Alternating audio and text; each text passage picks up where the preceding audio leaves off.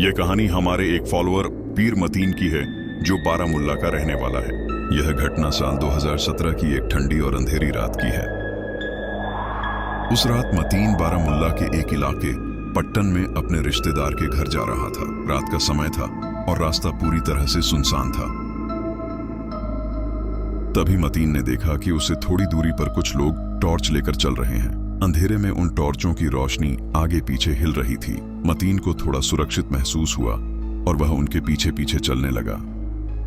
कुछ देर बाद वे लोग एक बंद दुकान के पास पहुंच गए। जैसे ही मतीन की नजर वहां पड़ी, उसकी रूह कांप गई।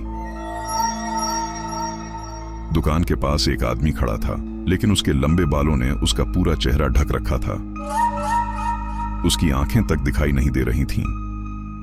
मतीन का दिल जोर जोर से धड़कने लगा। उसे वहां कुछ बहुत गलत महसूस हुआ। वह बिना कुछ सोचे समझे वहां से भाग खड़ा हुआ और सीधे अपने कजिन के घर की ओर दौड़ने लगा। कजिन के घर के पास ही एक नाग था।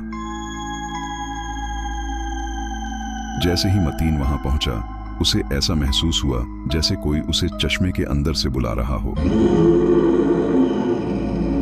वह आवाज हल्की थी, लेकिन सीधे उसके दिमाग में गूंज रही थी।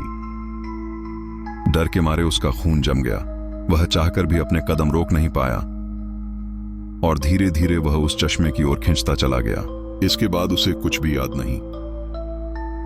जब उसे होश आया तो वह चश्मे के बाहर जमीन पर पड़ा हुआ था।